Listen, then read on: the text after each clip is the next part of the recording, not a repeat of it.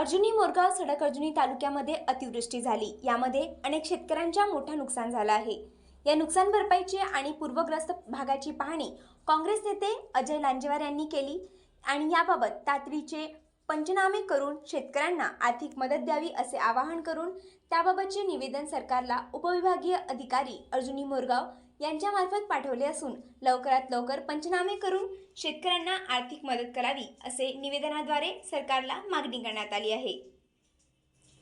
म्हणजे आम्ही गेल्या 5 ते 6 दिवसापासून अर्जुनी मोरगाव विधानसभेचा पुराचा आढावा घेतला असता अतिवृष्टीमुळे इतका पाऊस जमा झालेला आहे अर्जुनी मोरगाव विधानसभेमध्ये की ते सांगणे कठीण आहे। एकंदरीत संपूर्ण शेतामध्ये पाऊस गेलेला आहे आणि अशा परिस्थितीमध्ये पुन्हा रोवणा होणे शक्य नाही।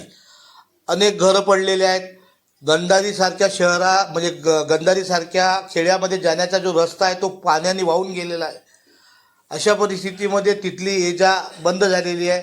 गंधारीमध्ये तुमचा साथीचा रोग पसरलेला आहे, मलेरिया रोग हा पसरलेला आहे आणि त्या संदर्भात मी काल सन्माननीय आपल्या गोंदिया जिल्ह्याचे जे हे आहेत CS मोहबे साहेब यांच्याशी प्रत्यक्ष संपर्क केलेला आहे आणि त्यांनी सांगितलं की मी लगेच आरोग्याची टीम पाठवत आहे आणि त्या संदर्भात माननीय जिल्हाधिकाऱ्यांना मी आमच्या काँग्रेस पक्षाचे कार्यकर्ते व सहकारी पदाधिकारी यांनी मिळून आम्ही सर्व मिळून SDO साहेब यांच्यामार्फत जिल्हाधिकारी साहेबांना निवेदन दिलेलं आहे की अशा एकंदरीत जो पावसामुळे नुकसान झालेलं आहे ते सरसकट सर्व शेतकऱ्यांना आणि सर्व ज्यांचे घर पडलेले आहेत त्यांना तात्काळ मदत देण्यात यावी या पद्धतीचं निवेदनाद्वारे मागणी केलेली आहे, आज केलेली आहे। एकंदरीत या शासनाची जी भूमिका आहे ती विधानसभा निवडणुकीच्या तोंडावर असल्यामुळे